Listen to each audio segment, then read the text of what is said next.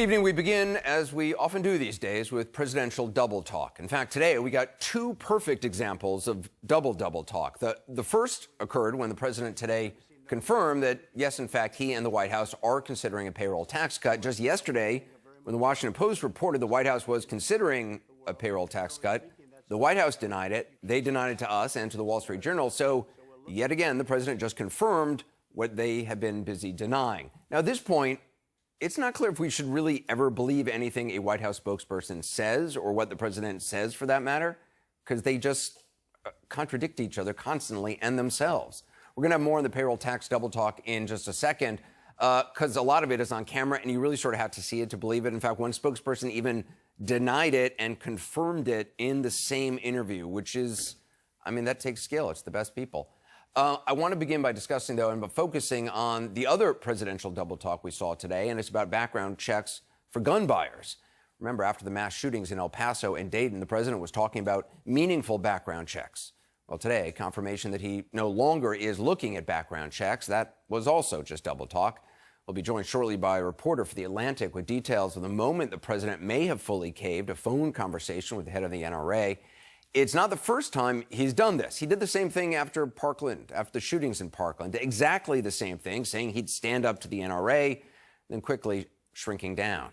It was just 9 days ago after these latest shootings, he said he favored, quote, intelligent background checks. He said, quote, this isn't a question of NRA, Republican or Democrat.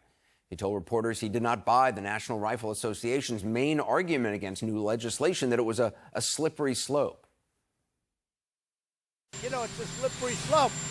They think you approve one thing and that leads to a lot of bad things. I don't agree with that. I think we can do meaningful, very meaningful background checks. I want to see it happen. Okay. He's a man of action. He doesn't buy the NRA slippery slope argument. No way. He wants something done. We can do meaningful, very meaningful background checks, he said. I want to see it happen, he said. He won the news cycle that day, August 9th. The president was engaged. He was going to do something meaningful in background checks. That's what the Chiron said.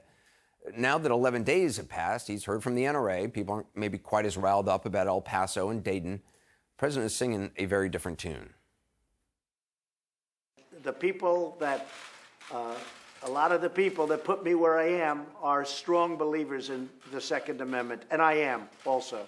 And we have to be very careful about that. You know, they call it the slippery slope, and all of a sudden everything gets taken away. We're not going to let that happen. So in the space of a week and a half, all of a sudden, he is very concerned about the slippery slope where something gets taken away. Although I think what he's really referring about what might be taken away is what he talked about at the beginning of that sentence, the people who got him where he is. That's what this is about for him. The House and the Senate are on vacation, but the NRA, they are clearly on the job.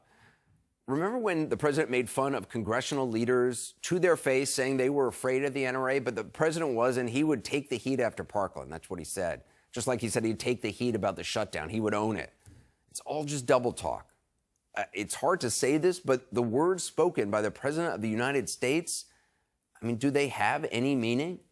It doesn't seem like they do. Joining us now is someone who has confronted President Trump over gun legislation and had every reason to. She is Nan Whaley, mayor of Dayton, Ohio, and whom, as you'll remember, the president publicly attacked after visiting her wounded city. Mayor Whaley, thanks for being with us. Last time you were on the program, you accused the president of being a coward. Are you any less convinced of that tonight, especially in the light of the reporting we've just heard? Not really, Anderson. I can't say I'm very much surprised. I mean, I was hoping that the president was a man of action instead of a man of talk. And, you know, the people of Dayton, when this happened on Sunday night, you know, shouted to the governor, who is a Republican, to do something, not say something. The governor is responding. Our congressman is responding with an assault, you know, supporting the assault weapon ban. But unfortunately, we're not seeing that kind of action out of the leader in Washington.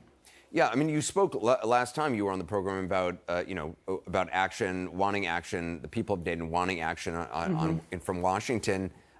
It does.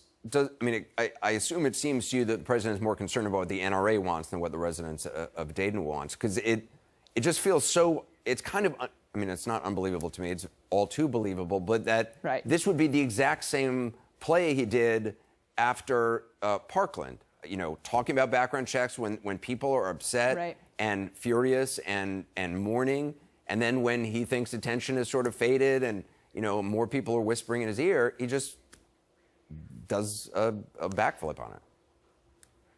Right. I mean, I think that's the reason why Dayton was the 250th site for a mass shooting this year. He's counting on the people that these happened in cities across the country that they're going to forget, and that he can just talk away instead of seeing action. And I think the difference is we're starting to see support from Republicans like Governor DeWine around these meaningful efforts in states. But not surprisingly, unfortunately, we just don't see that in Washington. And it's disappointing. I think, I'm not super surprised because this is what he does.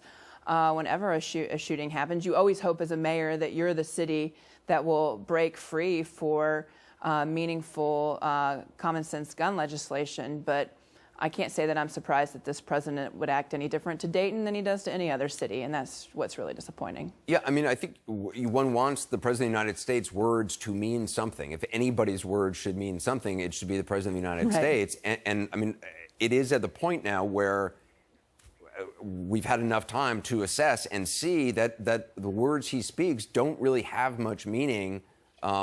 You have to kind of track it over time and see where where truth really ends up. The fact that he seems more focused on, a Rose Garden ceremony and that was something that Ivanka Trump is using as a hook to kind of get him on board. I mean, that's stunning. It's just sad, frankly, Anderson. I mean, 90% of Americans want background checks. The majority of his party want background checks. The majority of the Americans want something done on assault weapons. And certainly every city, every community that's gone through what my community has gone through wants action. And this president is one that just likes to talk and, make sure that the people that have outsized power in Washington get the voice instead of the voice of the people. And that's what's really sad about this. Mayor Whaley, I appreciate your time.